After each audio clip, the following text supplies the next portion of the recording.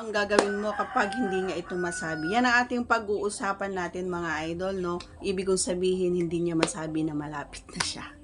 Yan. Yung magugulat ka na lang natapos na pala siya. So that's all for ang ating pag-uusapan ngayon mga idol. Once again, if you are not yet connected, please do subscribe and click our tiny notification bell so that you'll be updated every time we have a new upload videos. Disclaimer din po, ang mga videos po natin ay para lamang po sa may bukas ang kaisipan, may malawak na pang-unawa. Kung wala po tayo nito, maaari na lamang pong mag-skip at mamili ng mga videos na nararapat para sa inyo.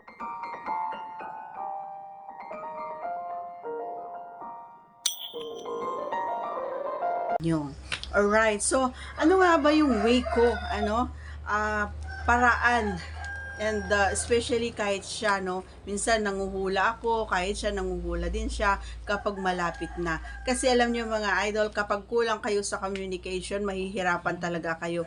Yung puro kanyot ka, pero yung buong akala mo ay hindi pa siya hindi pa siya tapos, pero tapos na pala siya. Yan yung pinaka mahirap na eksena, no, every time na kayo ay naglalabing-labing, no, mga idol. Ang importante kasi dito, communication. Huwag niyong kakalimutan, kahit na sa mata man lang ay nag-uusap, kahit yung mga kilos niyo man lang ay nagkakaintindihan. Alam niyo kasi mga idol, kapag hindi kayo nagkakaintindihan, patagal ng patagal yung trabaho niyo parehas. Oo. Gaya ng ito, yung tapos na pala siya, panay kakanyod, pero tapos na pala siya. So, ganito yung ginagawa ko ng mga idol para masabi niya, or masabi ko rin, na ako ay malapit na. Yung, habang kami ay, nandun na sa eksena, ang ginagawa ko ay, magsasabi ako or bubuluhan ko siya ng napakalambing na boses. Ayan, sasabihin ko siya na malapit na ako.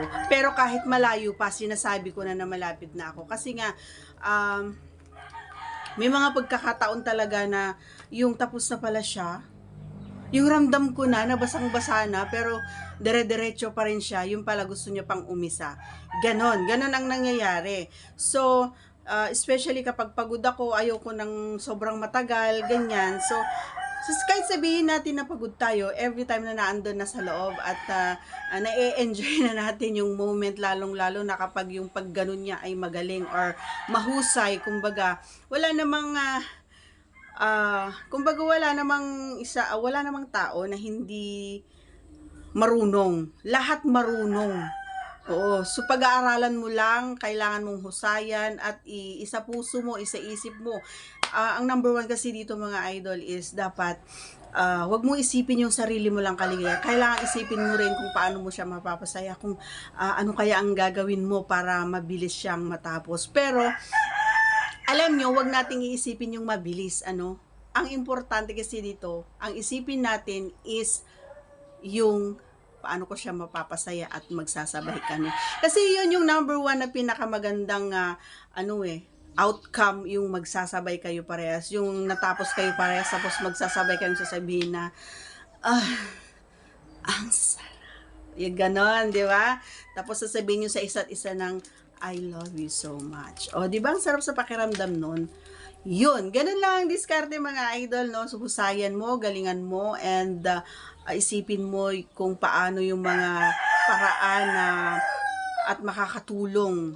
Dahil mahiyain siya, ikaw na yung una gumawa ng moves, or ikaw na yung unang magsalita, ikaw na yung unang magbulong sa kanya kung ano yung mga dapat mong ibulong para makapag-open man lang siya sa'yo habang ikaw ay naandon na sumasayaw sa itaas niya, or kahit nasa likuran ka pa niya, or ano pa yung posisyon na ginagawa nyo parehas. Okay? In the end, ang pinakamaganda dito ay talagang natapos kayo parehas, yung nilapasang talaga kayo, sasabihin,